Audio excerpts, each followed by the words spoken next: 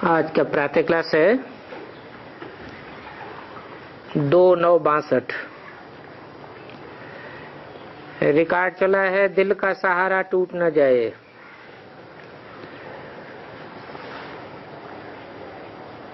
रूहानी बच्चों ने गीत सुना और इस गीत का अर्थ बच्चे समझ सकते हैं।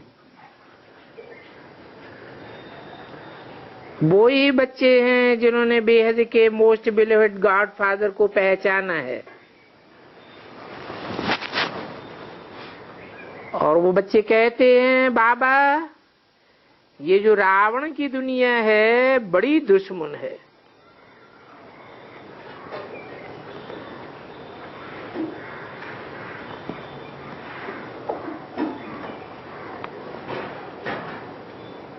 जो सारी दुनिया का सहारा है उस बेहद के बाप से हमारा सहारा तोड़ देना चाहती है।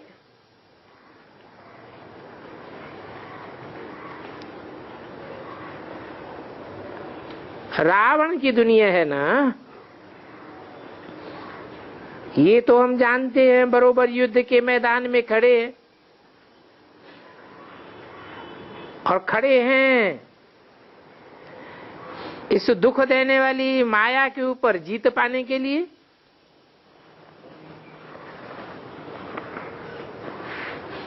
और सहारा भी उनका लिया है जो ऊंचे से ऊंचे है।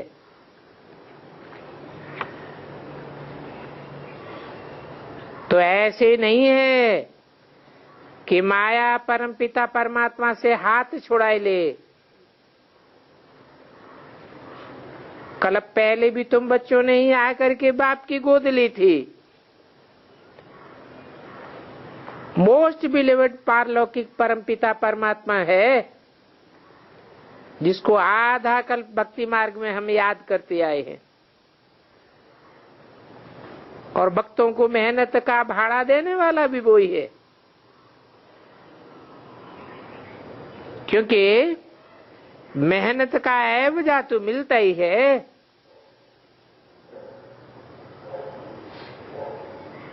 अब सबसे ज्यादा भक्ति किसने की है?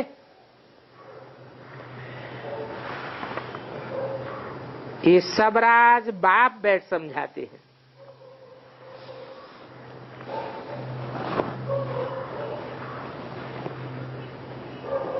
जरूर जिसने सबसे जास्ती भक्ति की होगी वो ज्ञान भी सबसे जास्ती उठावेगा। तो ये सबराज बाप बैठ समझाते हैं, एक है ज्ञान, दूसरी है भक्ति। सतयुग त्रेता में होती है ज्ञान की प्रारब्ध, बल वहां ज्ञान नहीं होता है।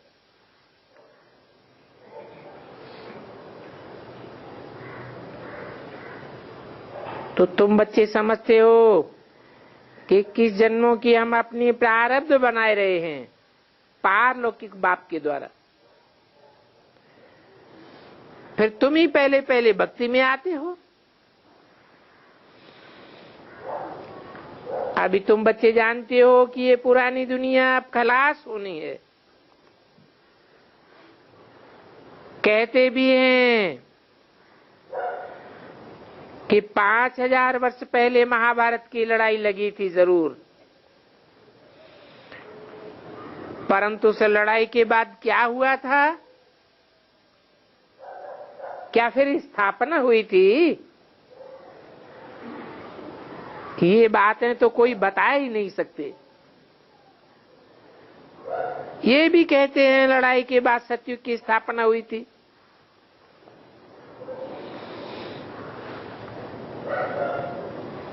अभी विनाश तो जरूर होना है। विनाश के पहले बेहद के बाप से प्यार रखना चाहिए।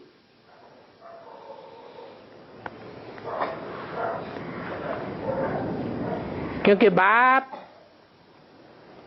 अभी सन्मुख बात कर रहे हैं।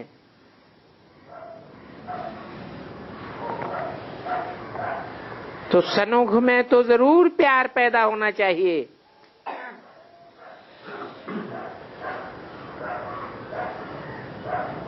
परंतु वो अशरीरी है। उनको अपना तो कोई जिस्म नहीं है।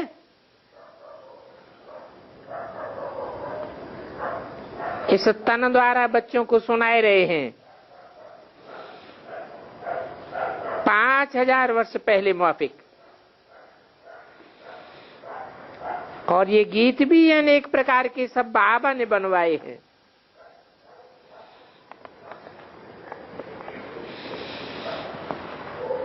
किस लिए? इनका अर्थ समझाने के लिए।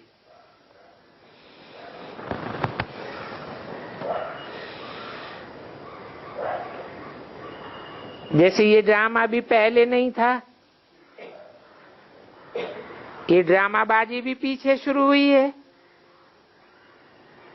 तो अभी इस बेहद ड्रामा पर उस ड्रामा का मिसाल बताते हैं। वो तो होता है छोटा हद का ड्रामा, और ये है बेहद का बना बनाया ड्रामा। वही बना बनाया ड्रामा चक्कर लगाता रहता है।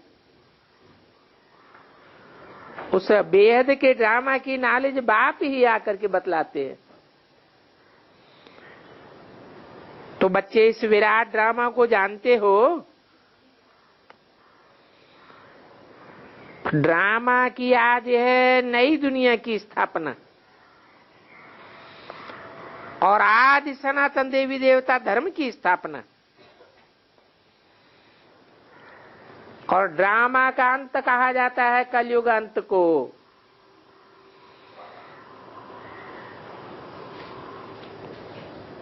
विनाश हो जाता है,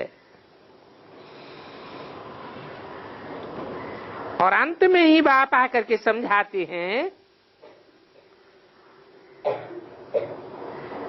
जबकि कलयुग के अंत में सभी बच्चे इस रंगमंच पर इकट्ठे होते हैं।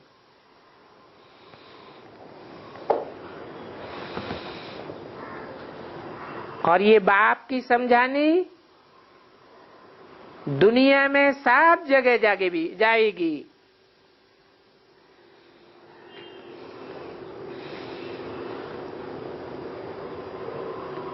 तो बच्चों को बहुत निर्भय होकर के रहना है।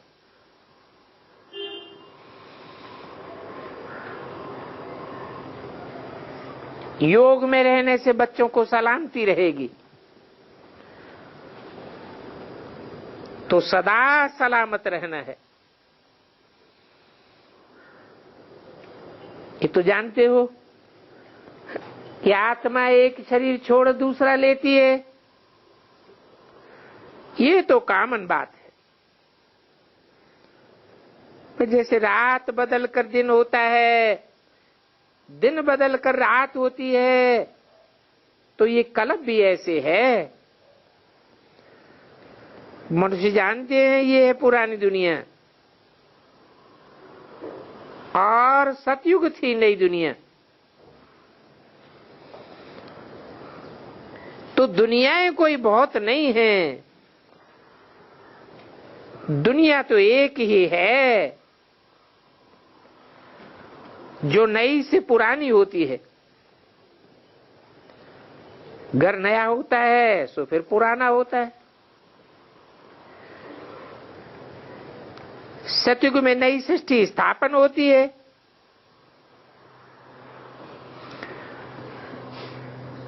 और पुरानी दुनिया में तो हम सब अभी हैं। पहले यहां ही नई दुनिया थी।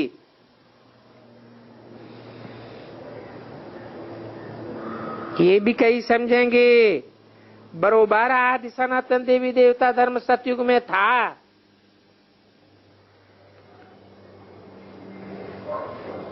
उस समय नई दुनिया थी।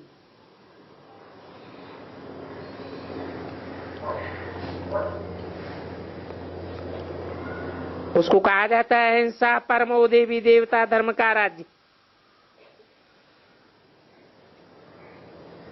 गांधी भी नई दुनिया में नया राज्य मांगते थे, राम राज्य मांगते थे ना।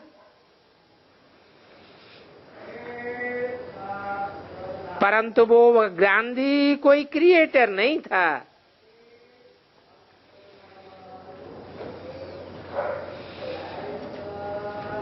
क्योंकि नई दुनिया बनाना तो ये क्रिएटर का काम है।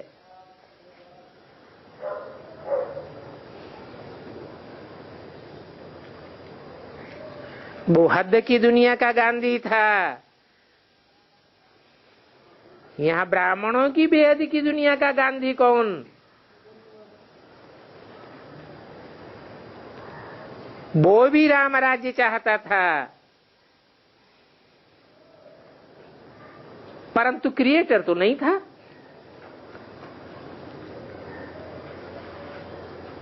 बेहद की ब्राह्मणों की दुनिया का गांधी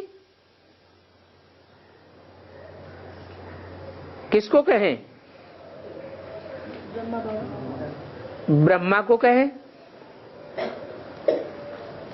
परंतु राम राज्य तो कर नहीं सका। तुम बच्चे तो जानते हो नई दुनिया बनाना क्रिएटर का काम है। तो ब्रह्मा भी क्रिएटर था या क्रिएशन था? रचना था या रचयिता था? क्या था? जरूर कहेंगे ब्रह्मा परम पिता परमात्मा की रचना है।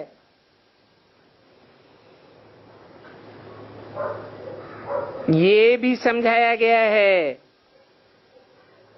कि एक है अंधे रावण की औलाद और दूसरे हैं सोझरे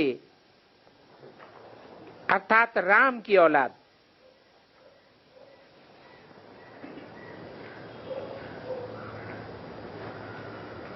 गीता में भी कुछ बातें सही हैं।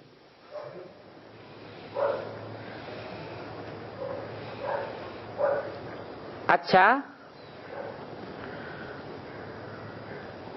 कोई कृष्ण को ही माने, वे भी तो कहते हैं ये दुनिया आसुरी संप्रदाय है और वो है दैवी संप्रदाय। भगवान की मुखवंशावली को कहते हैं दैवी संप्रदाय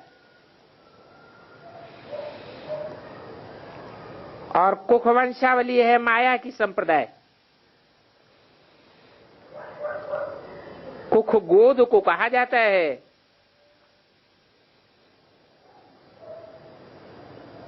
गोद से कोई ज्ञान नहीं निकलता है।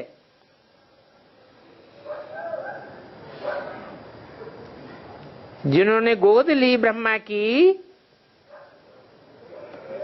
उनको अल्पकाल का नशा तो चढ़ गया, परंतु मुख से निकली हुई वाणी का मर्म नहीं समझ सके।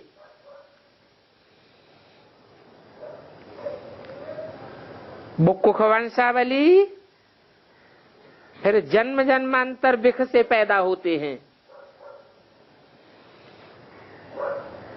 उनके लिए कहा जाता है आसुरी संप्रदाय। वो भगवान के मुख से निकली हुई वाणी को पकड़ नहीं पाते हैं। भगवान वाच है ना, आसुरी संप्रदाय का विनाश और दैवी संप्रदाय की स्थापना हुई। और ये बातें तो भगवान बैठ समझाते हैं ना। ईश्वर को सर्वव्यापी कहना ये तो कुछ भी ज्ञान नहीं है।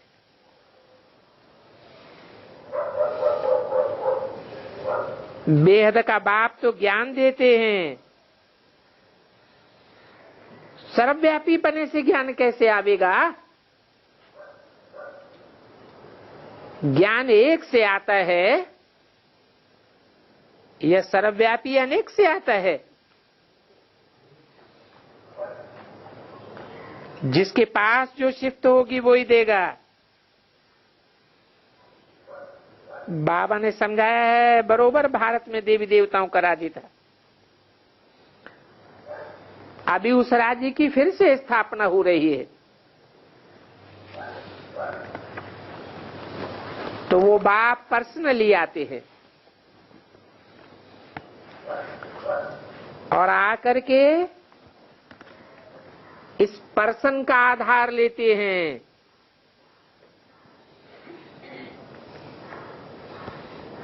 2:962 की वाणी का दूसरा पेज। कहते हैं, हे मेरे मीठे बच्चे, कल पहले भी मैंने तुमको ज्ञान दिया था, अभी फिर से दे रहे हैं। तुम पहले पहले नई दुनिया में आवेंगे। क्या कहा? कौन? तुम किसको कहा जाता है? जो सन्मुख बैठते हैं उनको तुम कहा जाता है। जो विमुख हो जाते हैं उनको तुम नहीं कहा जाता। तो पहले पहले दुनिया में कौन आते हैं? सन्मुख होने वाले आते हैं या विमुख होने वाले आते हैं? सन्मुख होने वाले आते हैं। फिर ब्रह्मा को सन्मुख होने वाला कहें या विमुख होने वाला कहें? नई दुनिया में पहले आता है या बाद में आता है?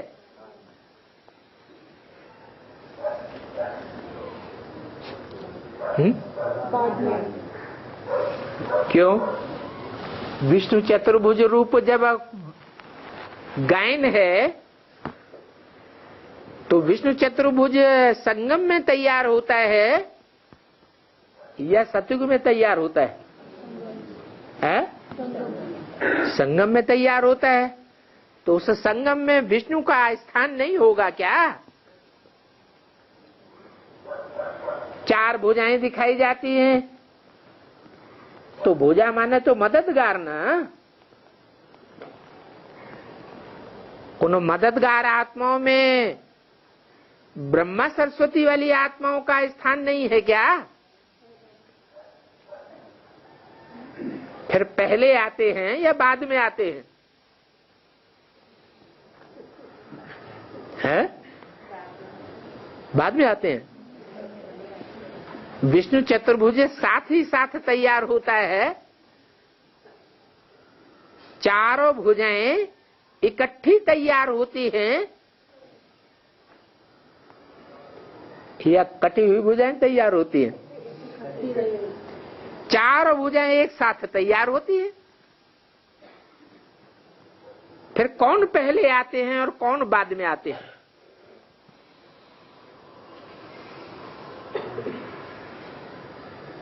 कहेंगे पर्सनली नहीं आते हैं।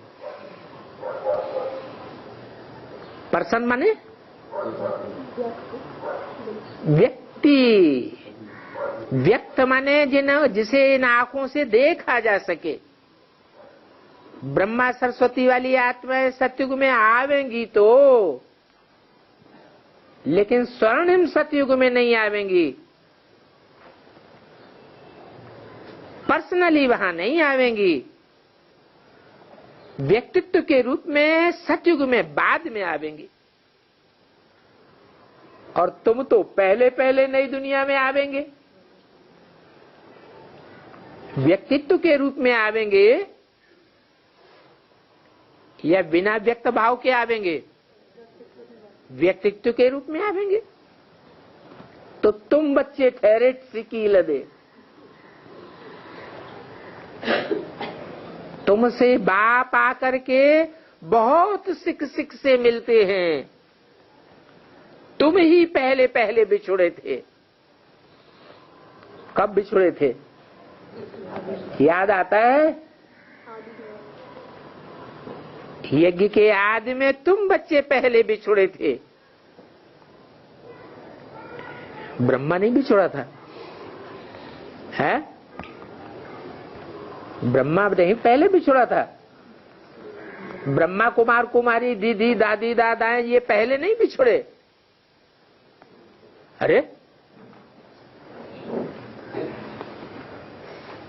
हाँ या ना कहते डर लगता है क्या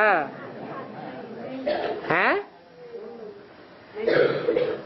उस 47 में तो कराची में मुरली चलाना शुरू किया था ब्रह्मा के मुख से। और ब्रह्मा को तो क्रिएटर नहीं बताया, वो तो क्रिएशन है। उस ब्रह्मा को भी रचने वाला कोई क्रिएटर आदि में था।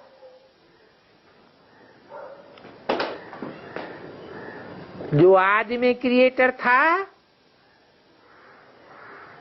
वो जब गया तो उसके साथ साथ तुम बच्चे भी चले गए, बिछुड़ गए। तो तुम इसके लिए ठहरे। और इसी समय का गायन है, आत्मा परमात्मा अलग रहे बहुकाल। परंतु ये सिर्फ कहना तो सहज है, परंतु वो कौन सी जीवात्माएं हैं जो बहुत काल परमात्मा से अलग रही?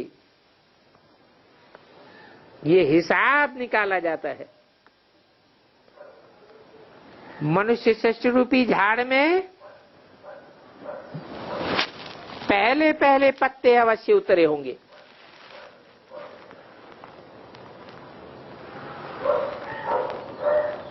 तो फिर हमको ही बाप आकर के मिलते हैं। अभी तुम्हारी बुद्धि में ज्ञान तो पूरा ठहर गया है, ये भी जानते हो कि शिव बाबा है निराकार।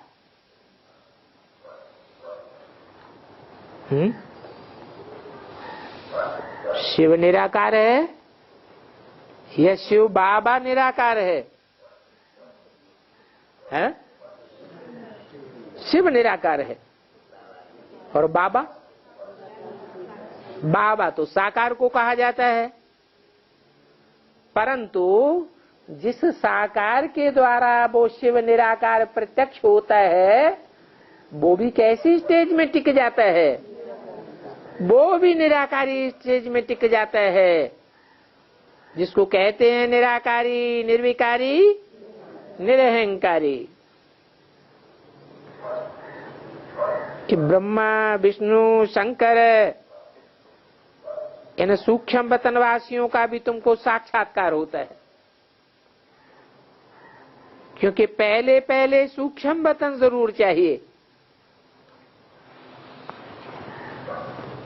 दुनिया की हर चीज पहले सूक्ष्म रूप पकड़ती है कि पहले ही स्थूल रूप तैयार होता है। फिर है ये मनुष्य साकार सृष्टि। कहते भी हैं ब्रह्मा के संकल्पों से सृष्टि रची गई। तो ब्रह्मा के संकल्प सूक्ष्म थे या स्थूल में थे? सूक्ष्म संकल्प थे। ये संकल्पों का बीज पड़ा। बीज अति सूक्ष्म होता है ना।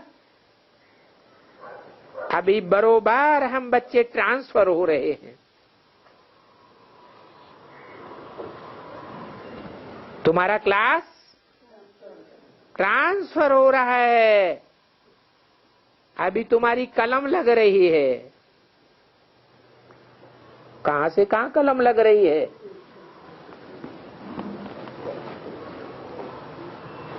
ब्रह्मा द्वारा शूद्र से ब्राह्मण बने,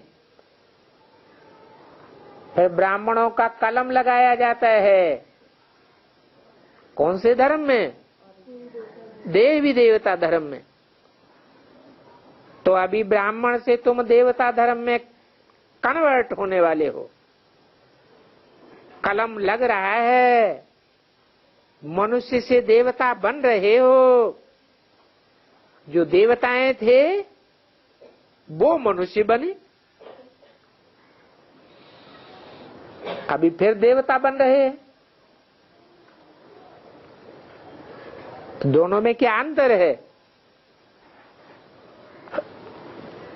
मनुष्य का मन चलाना है, मनुष्य का मन कंट्रोल से बाहर होता है और देवताओं का मन स्थिरियम हो जाता है, आत्म की स्थिति पक्की हो जाती है।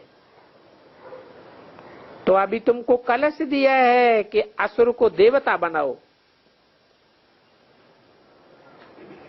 बाकी असुर कोई और मनुष्य नहीं होता है, मनुष्य तो मनुष्य ही होते हैं। जैसे स्वांग बनाते हैं ना, एरोप्लेन में भी ड्रेसेस ऐसी पहन करके जाते हैं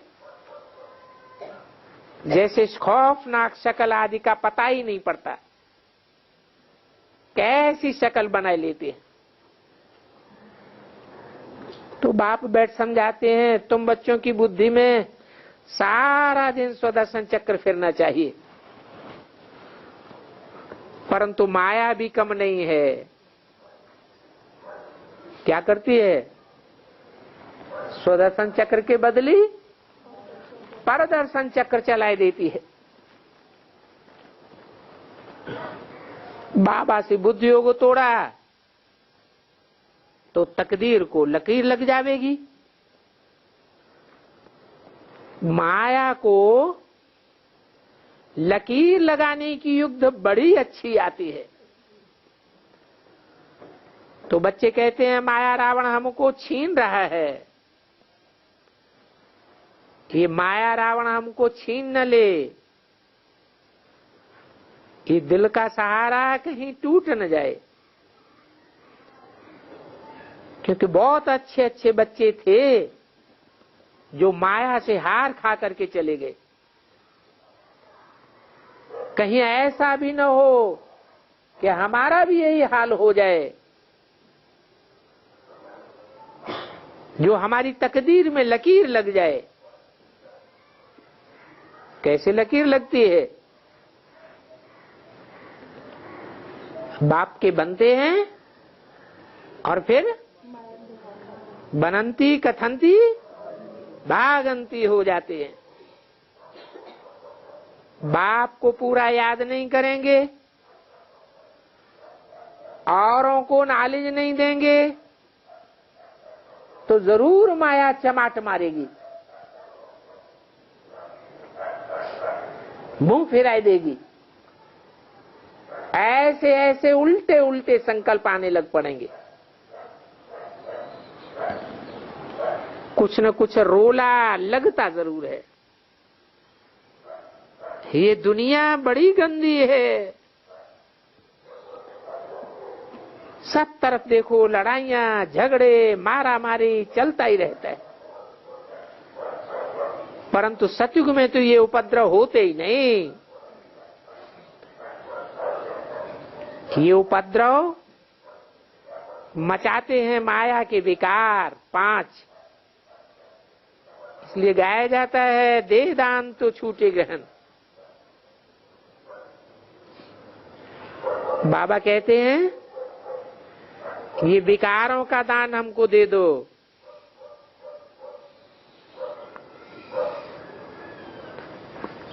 क्या? किससे कहते हैं? बच्चों से कहते हैं ये विकारों का दान मुझे दे दो, मैं तो सारा पचा जाऊंगा। इसलिए मुझे दे दो। शास्त्रों में दिखाया है शंकर ने क्या पचा लिया है? हाल विष पचा लिया। बाकी तुमको तो मनसा संकल्प बहुत आवेंगे। काहे के? विकारी संकल्प तुमको भी बहुत आवेंगे, परंतु कोई भी हालत में कर्मणा में नहीं आना है, क्योंकि संकल्प करने का कोई कर्म नहीं बनता है।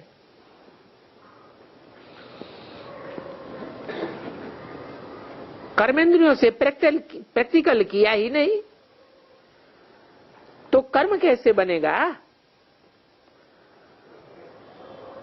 अगर कर्मेंद्रियों से गंदा काम कर दिया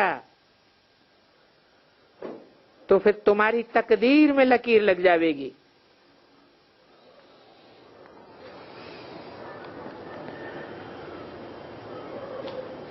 गोद लेने के बाद वर्षा तो जरूर मिल जाएगा,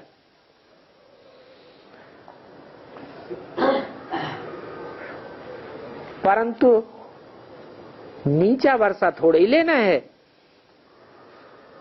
अच्छा पुरुषार्थ करके ऊंच वर्षा लेना चाहिए, और इसके लिए है पढ़ाई। लौकिक बाप के पास तो गोद लेने से ही प्रॉपर्टी के मालिक बन जाते हैं, परंतु यहां ऐसा नहीं है कि एक बार गोद में आ गए तो ऊंच से ऊंच प्रॉपर्टी के अधिकारी बन जाएंगे। वो तो दुनिया में एक बाप का एक ही वर्षा बच्चे को मिल जाता है, और यहां तो एक बाप है और लेने वाले बच्चे अनेक हैं, तो अनेक बच्चों को वर्षा मिलना है। सारी राजधानी स्थापन होती है।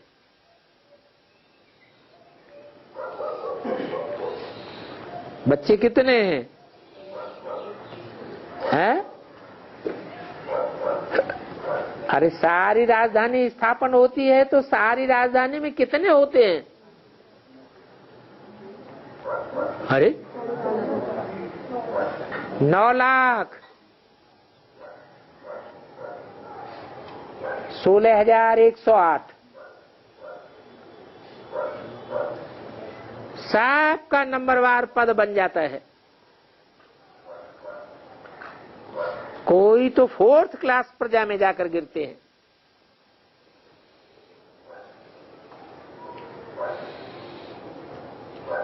तो पढ़ाई है मुख्य।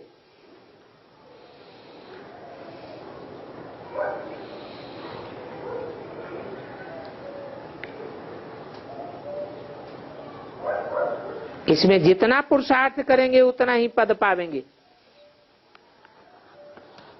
ये पुरुषार्थ की रेस है, और ये भी हार जीत का बेहद का खेल है। खेल में भी जो फर्स्ट नंबर बहुत तीखा दौड़ते हैं उनको गोल्डन मेडल मिल जाता है। जो सेकंड नंबर होता है उनको सिल्वर मेडल मिलता है। तो यहां भी ऐसे है। अब जितना जो दौड़ेगा उतना वर्षा पावेगा। जितना जितना बाप के साथ बुद्धि योग लगावेंगे, ज्ञान की धारणा करके और औरों को करावेंगे, उतना तुम जरूर पहले नंबर में आवेंगे। और नंबरवार तो होते ही हैं। तो अपने दिल से पूछना है कि हम कैसे तीखी दौड़ दौड़ करके बाप के गले का हार बने।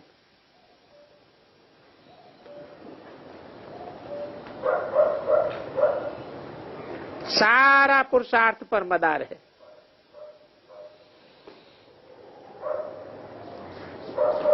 गले के हार में कितने मणके हैं जो गले का हार बनते हैं? 108 मणके हैं जो नंबरवार राजा ही प्राप्त करते हैं।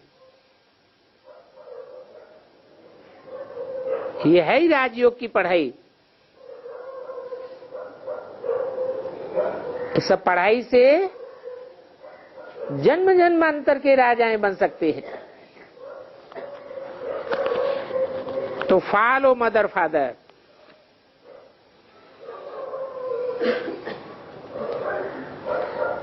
ऐसे नहीं कहेंगे कि फॉलो बच्चे, नहीं, सदैव कहा जाता है फॉलो मदर फादर। मम्मा बाबा मुरली चलाते हैं, सर्विस पर जाते हैं, तो पहले पहले उन्हों का संग करना चाहिए, फिर तुम भी सीख जावेंगे। अच्छा, फिर और भी राय दी जाती है, जो तीखे बच्चे हैं उनसे भी सीखना चाहिए। रेस में सदैव कोशिश की जाती है पहले नंबर वाले को पकड़ने की।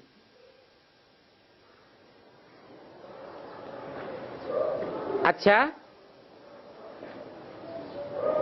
पहले नंबर वाला न मिले तो फिर सेकेंड नंबर को।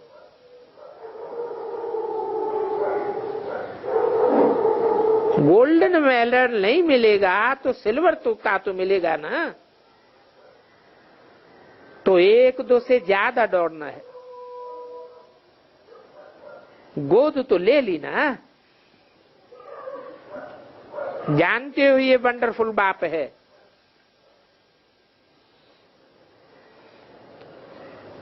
उनको तुम बुद्धि से जानते हो,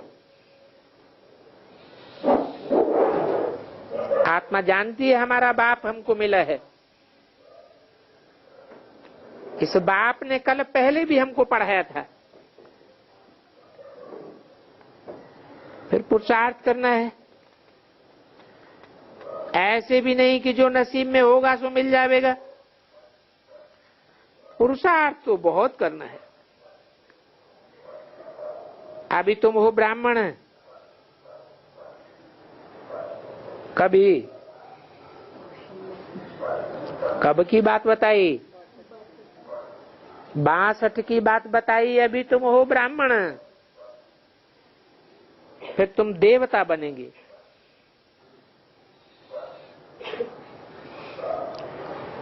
जानते हो सतयुग के बाद फिर कलयुग में आना जरूर है। सतो प्रधान से सतो रजो तमो प्रधान में आना जरूर होता है। गिरना तो है, क्योंकि झाड़ के पत्ते भी पुराने जर्जरीभूत हो जाते हैं। बुद्धि इस बात को जानती तो है ना कि ये दुनिया बाकी थोड़े समय चलनी है। 2:9:62 की वाणी का 3रा पेज। पुरानी दुनिया के विनाश का अर्थ है ये नेचुरल कैलेमिटीज हैं, अर्थ के एक है, परंतु इसमें डरने की कोई बात नहीं है। पहले तो अपनी जांच करनी है।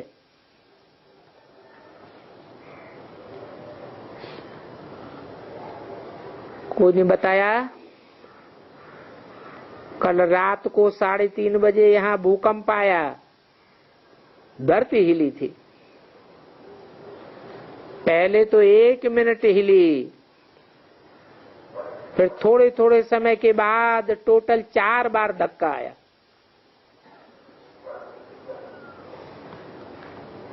बाबा ने पूछा तो उस समय तुमको क्या याद आया?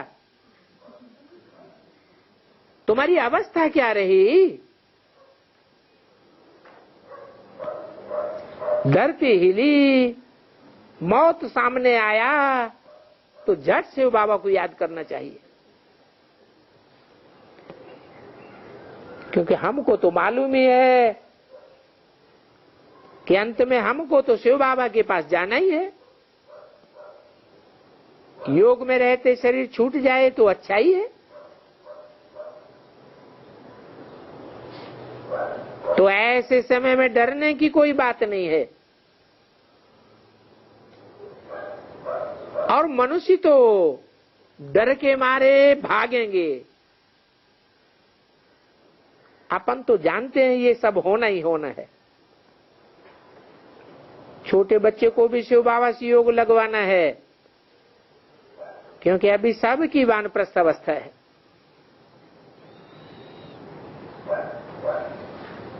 क्या कहा? छोटे बच्चे को भी शिव बाबा से योग लगवाना है। शिव बाबा साकार और निराकार के मेल को कहा जाता है। छोटे बच्चे को ऐसे नहीं सिखाना है कि बिंदी को याद करो।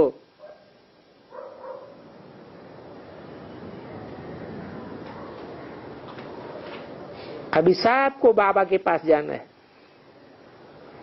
तो क्यों ना बाप से पूरा वर्षा ले लेवे। राजाई में तो आवेंगे, परंतु पहले पहले नंबर में तख्त पर कौन बैठेंगे?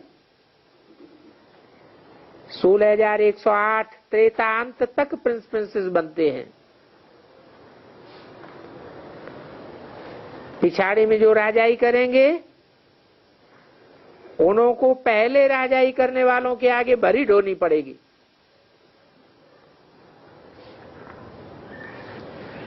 इसलिए पुरुषार्थ तीखा करना चाहिए। पहले किंग क्वीन थे,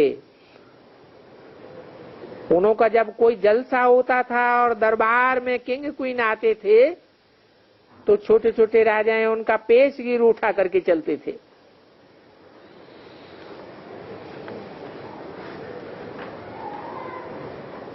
अथवा तो घोड़े पर तलवार उठाए गार्ड बन करके चलते थे।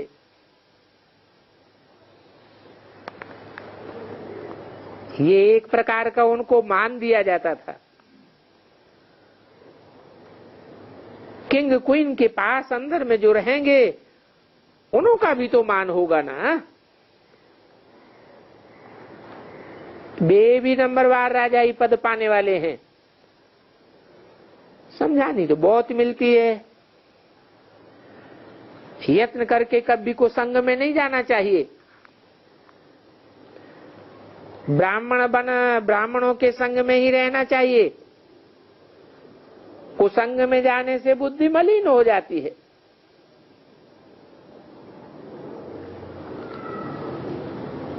जो सयाने सयाने बच्चे होंगे, सपूत बच्चे होंगे, वो कहेंगे हम तो शूद्र का संग क्यों करें। हर एक का अपना अपना हिसाब है, हर एक की दवाई अलग अलग होती है। ये तो अविनाशी सर्जन है। जो जैसा हो वो अपने ही लिए राय ले लेवे। बोले बाबा हम तो राय पर चलने के लिए तैयार हैं। समझे कि ये बाप टीचर गुरु है तो हर प्रकार की राय मिलेगी। तुम बच्चों ने तो गोद ली है, कोई तो डरते हैं। अभी बाप को सब बात बतलावे तो राय भी मिले कि अपनी मिल्कियत किस काम में लगाओ। पाप आत्माओं को देने से तो और ही पाप चढ़ जाएगा। आजकल तो गरीबों को पैसा दो तो जाकर के शराब आदि पिएंगे, गंदा काम करेंगे, तो उसका पाप फिर देने वाले पर भी आ जाता है। इसलिए सदैव पात्र को दान देना चाहिए। गरीब को अन्न और वस्त्र दान दिया जाता है, क्योंकि वस्त्र देंगे तो काम में तो लगावेंगे ना। परंतु आजकल तो वस्त्र भी बेच करके खा जाते हैं। गंदा काम जाय करते हैं। बाप कहते हैं तुम बच्चों को भी अविनाशी ज्ञान का पात्र, ज्ञान का दान पात्र दे करके देना है। शास्त्रों में लिखा हुआ है देवताओं की सभा में असुर आकर के बैठे तो उन्होंने और ही बिघन डाल दिए। कहां कहां सेंटर्स पर कोई शैतान भी आ पड़ते हैं। उनके लिए ऐसे थोड़े ही कहेंगे कि अमृत पीने के लिए आए हो। कल पहले मुआफिक देखते हैं कि ये सब प्रैक्टिकल में हो रहा है। इसलिए बड़ी खबरदारी रखनी पड़ती है, कहीं कोई का सर न काटा जाए, राहु न बन जाए। वो तो हैं आसुरी संप्रदाय और तुम हो दैवी संप्रदाय। तो जो आसुर होंगे वो विघंडल जरूर डालेंगे। बाप तो पहले से ही सब बातें समझा देते हैं। एक तो निर्भय बनना है और बहुत मीठा बनना है। कोई भी आए तो प्यार से समझाए करके रवाना कर देना चाहिए।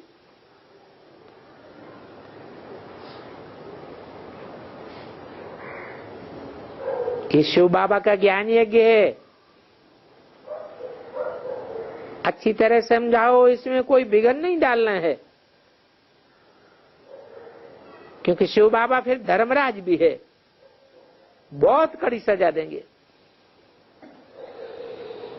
कोई कोई तो बातें बनाते हैं, हम फलाने को जानते हैं, हम यह करते हैं, ऐसे ऐसे कह करके पैसे ले जाते हैं। इसलिए बहुत बहुत सावधान रहना चाहिए। इस समय तुम बच्चों के कपड़े भी बहुत सादे होना चाहिए, नहीं तो मनुष्यों की दृष्टि तुम्हारे ऊपर जाएगी। बाबा ने भी पहले डायरेक्शन दिए थे कि चीथड़े वाले कपड़े पहनो।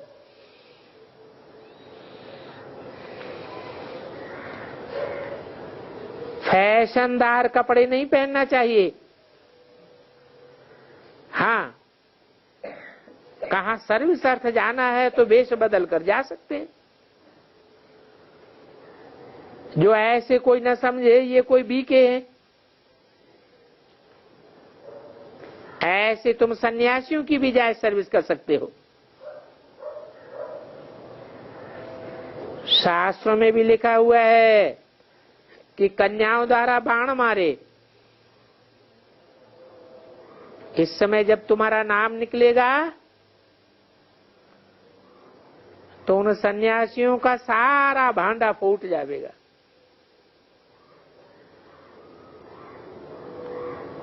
ये गीता रामायण सुनाने वालों का भी भांडा फूटेगा। तुम सिद्ध करते हो सब झूठे हैं, तो जब उन्हों के ग्राहक टूटेंगे तो वो जरूर तुम्हारे शत्रु बनेंगे और तुमको गालियां देने लग पड़ेंगे। 2:62 की वाणी का चौथा पेज। कहेंगे ये फिर कौन है जो कहते हैं गीता का भगवान निराकार है? निराकार कैसे ज्ञान देगा?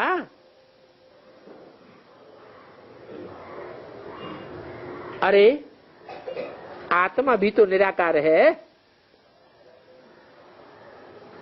आत्मा आ सकती है तो भगवान नहीं आ सकते क्या? अरे निराकार भगवान ही आकर के ज्ञान देते हैं। मुख्य बात ही गीता के भगवान की है। जब गीता के भगवान का पता पड़ जाएगा तब ही समझेंगे कि बरोबर इन्हों को सिखलाने वाला भगवान है, और वो भगवान जरूर राइटियस ही होगा। बाकी तो दुनिया में सब अनराइटियस है, और बाबा ही आकर के हमको राइटियस देवता बनाते हैं। तो युक्ति से पूछना चाहिए, गीता किसने सुनाई है और गीता सुना करके कौन सा धर्म स्थापन किया? भगवान तो जरूर नई दुनिया ही क्रिएट करेंगे, और नई दुनिया कोई कलयुग थोड़ी ही होती है। जो द्वापर के अंत में कृष्ण ने आकर के नई दुनिया बनाई, कलयुग को नई दुनिया तो नहीं कहेंगे। नई दुनिया कलयुग को कहें तो क्या पाप की दुनिया क्रिएट करते हैं? कृष्ण द्वापर में आकर नई दुनिया स्थापन कर नहीं सकता। भगवान कलयुग अंत में ही आकर के नई दुनिया स्थापन करेंगे, क्योंकि कलयुग के बाद ही सतयुग आता है। तो ये बात पहले पहले पक्की समझा देनी चाहिए और फिर उनसे लिखाए लेना चाहिए, तब उनकी समझ में बैठेगा। जब पूरा निश्चय करके और योग लगावे तो बाबा भी मदद देवे। पहले पहले तो हमको जाना है स्वीट होम, फिर स्वीट राजधानी सुखधाम में आना है। अभी बाबा हमको सुखधाम की राजधानी देते हैं तो लेनी चाहिए ना। नहीं लेंगे तो तकदीर को लकीर लगाए देंगे।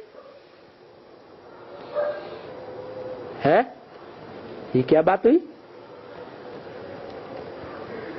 है? राजधानी किससे लेनी है? अभी डायरेक्ट निराकार बाबा आया हुआ है। निराकार सो साकार में आया हुआ है, उससे डायरेक्ट हमको वर्षा लेना है। अगर डायरेक्ट वर्षा नहीं लेंगे तो तकदीर को लकीर लगाए देवेंगे।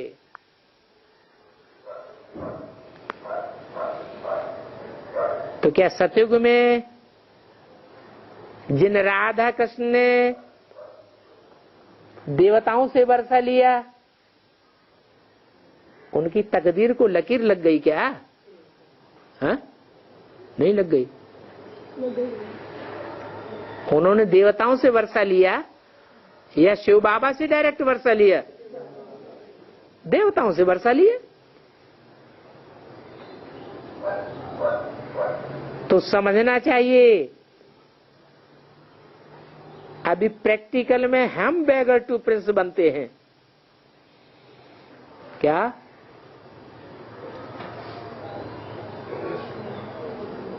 बाबा हमको बनाते हैं। बल इस दुनिया में कोई को पड़म पदम है, करोड़ हैं, परंतु वो भी कितना समय चलेगा? सबका इस धरती में ही दब जाएगा। हम तो बाबा पर बलिहार जाते हैं, सरेंडर होते हैं, तो बाबा फिर 21 बार बलि चढ़ते हैं। सरेंडर होते हैं, कितना अच्छा सौदा है।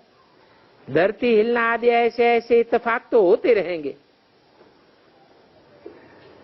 परंतु सबकी एक रस अवस्था नहीं रह सकती है। जो पक्के होंगे वो तो जरूर शिव बाबा की याद में रहेंगे, तो जरूर उनकी अंतमते सो गते हो जाएगी। अच्छा, बाप दादा मीठी मीठी जगदम्बा का सौभाग्यशाली तकदीर वालों को, खुशनसीब बच्चों को गुड मॉर्निंग। ओम शांति।